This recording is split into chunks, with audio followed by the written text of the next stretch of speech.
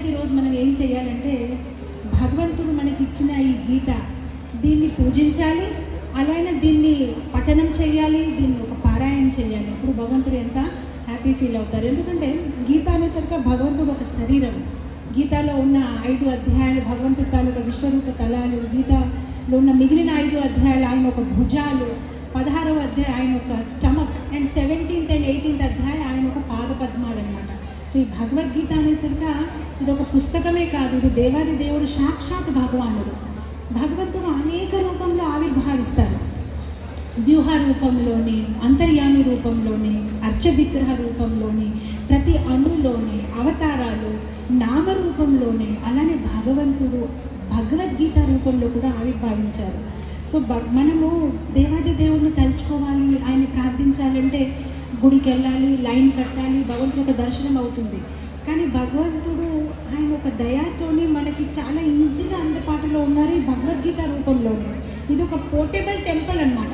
మనం ఎప్పుడైనా భగవంతుడికి దగ్గర అవ్వాలనుకున్నామో, ఆయన గుర్తు చేయాలనుకున్నామంటే కేవలం గీతాన్ని పట్టుకుంటే, గీతాన్ని ఓపెన్ చేసి చదివితే చాలు. ఇది సాక్షాత్ భగవంతుడు అనమాట. సో ఇది మన ఒక అదృష్టము. భగవంతుడు రాసిన లేదంటే చెప్పిన పలికిన ప్రేమ పత్రం ఇది.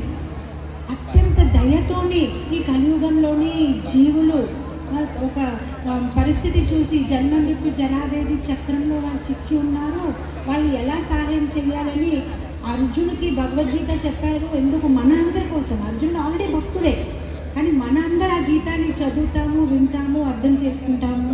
అండ్ మన జీవితంలో భగవంతుని తలుచుకొని మళ్ళీ తిరిగి భగవద్ధామానికి వెళ్ళిపోదామని ఆ ఒక ప్రయోజనంతో భగవద్గీతని కృష్ణుడు పలికారన్నమాట.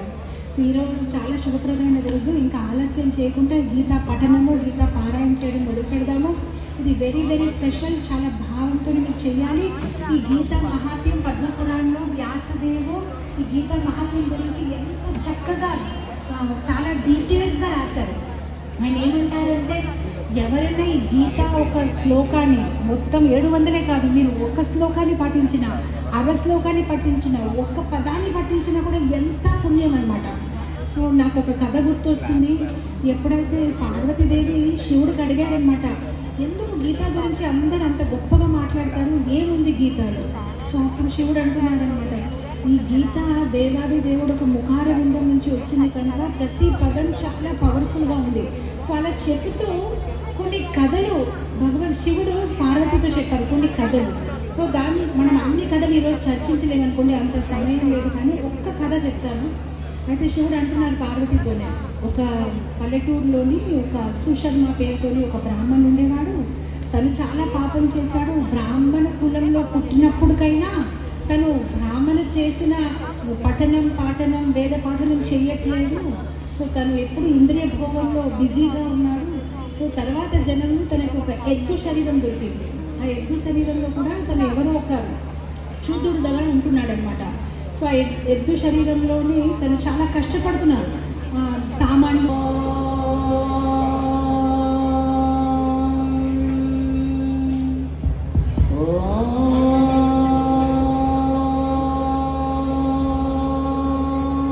So, very happy that you are here and you are going to Dharma Kshetre Kurukshetre Samavetaayurusaha Mamata Pandavastaiva Kimakurvata Sanjaya Sanjaya Uvacha Drushtva tu Pandavanikam Vyunam Duryodhanasana Acharya Samgamya Raja Janamapravit Pasyaita Panduputranam Acharya Mahatim Chamo Yunam Drupadaputrena Tava Shishena Dhimata Atra Sura Maheshwasa Bhimarjuna Samayudhi Yuyudhano Virakasa Drupadasya Maharadya Drushtaketussekitanaha Kasirajasya Viryavan Purvajika Kutikojasya Saivyasya Narapurava यज्ञामिद्यविक्रियः उत्तमौजव्यव्यः सौरभ्य Draupadi